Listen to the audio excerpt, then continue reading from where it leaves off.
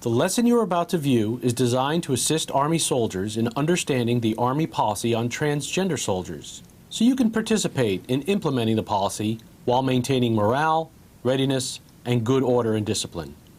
This presentation will cover transgender policy, gender transition process, prohibitions on harassment and discrimination, terminology surrounding transgender issues, the responsibilities of a soldier transitioning to a new gender, the roles and responsibilities of all soldiers, and military medical provider responsibilities. The presentation will conclude with a number of vignettes outlining situations which leaders may face. In July 2015, the Secretary of Defense directed the Department of Defense to identify practical issues related to transgender Americans serving openly in the military, and to develop an implementation plan that addresses those issues consistent with military readiness.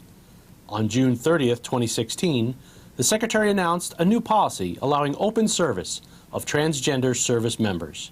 He outlined 3 reasons for this change. Number 1, that the Army, Navy, Air Force, Marine Corps, and Coast Guard need to avail themselves of all available talent in order to remain the finest fighting force the world has ever known. Number 2, that there are already transgender service members in uniform today. DoD has a responsibility to them and their commanders to provide clear and more consistent guidance. And number 3, those who want to serve and can meet the department's standards should be afforded the opportunity to compete to do so.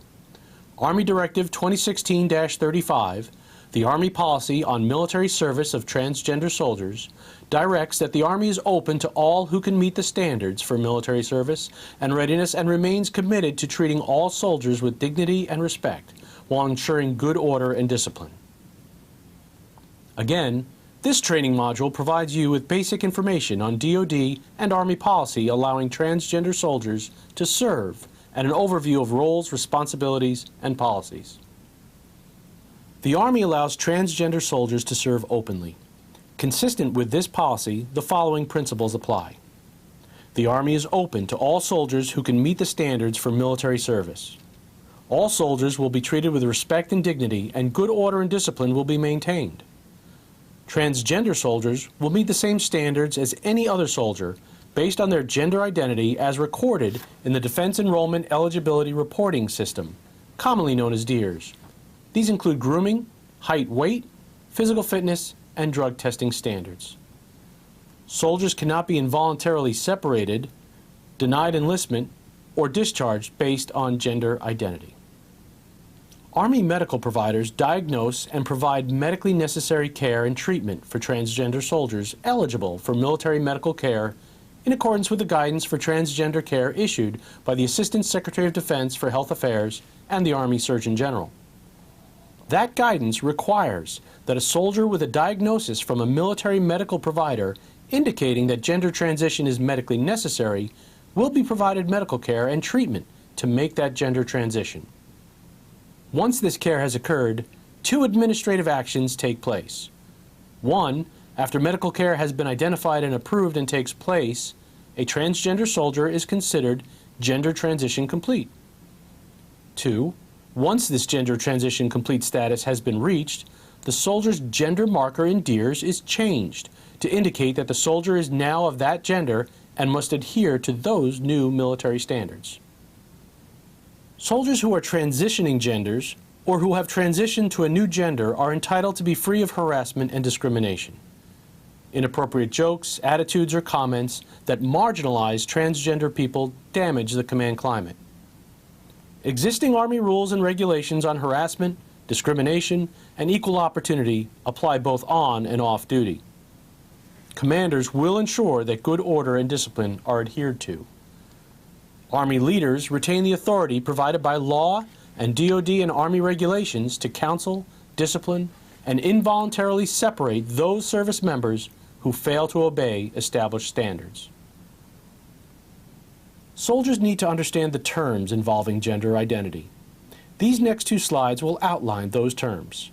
Terms to be aware of include gender identity, which is a soldier's internal or personal sense of being male or female.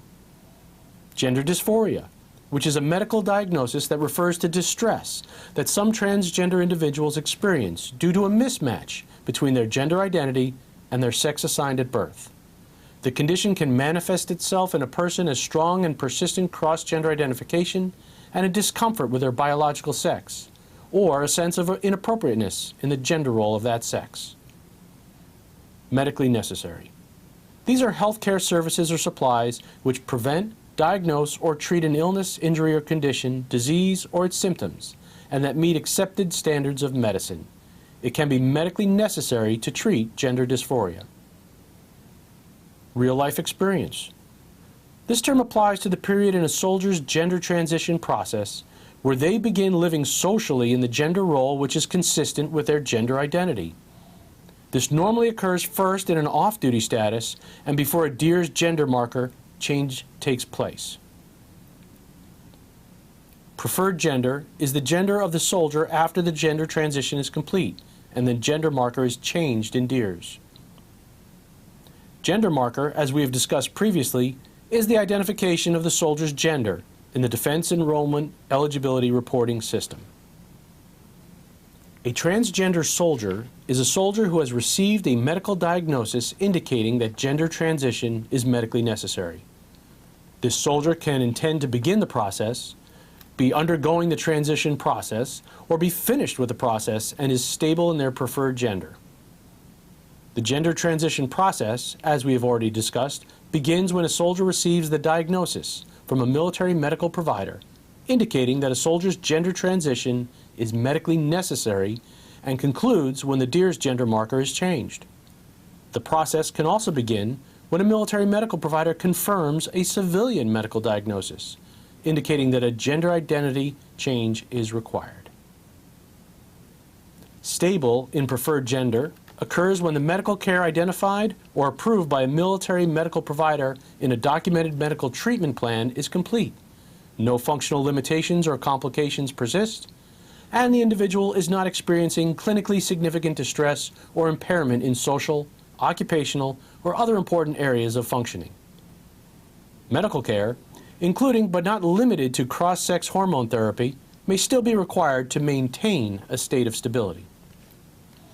Each party to the gender transition process has responsibilities they must meet. The transgender soldier must initiate the process and must meet Army standards, including being prepared to deploy to an austere environment throughout the transition process. Military medical providers must provide a diagnosis to the transgender soldier, develop a treatment plan, provide medical treatment, and confirm when the treatment plan is complete. Commanders must maintain unit readiness while supporting the transgender soldier, approve the timing of the medical treatment plan to ensure it does not impinge on unit readiness, and approve the soldier's gender marker change in DEERS upon submission of a completed request. Commanders should approach a soldier undergoing gender transition in the same way they would approach a soldier undergoing any medically necessary treatment. Commanders will continue to minimize effects to the mission and ensure continued unit readiness. This slide looks in more detail at the transgender soldier responsibilities. As you can see, the soldier has the obligation to initiate the process and work with the military medical team on a treatment and must work with the commander to ensure that unit readiness is not adversely impacted. The soldier also must meet the appropriate military appearance, grooming, and physical fitness standards during and after gender transition. Finally, soldiers must use the billeting, bathroom, and shower facilities associated with the gender marker in DEERS. Soldiers must be prepared to deploy to an austere environment. It is important to note that reserve component soldiers seeking gender transition and who are diagnosed by a civilian medical provider must have that diagnosis and treatment plan confirmed by a military medical provider.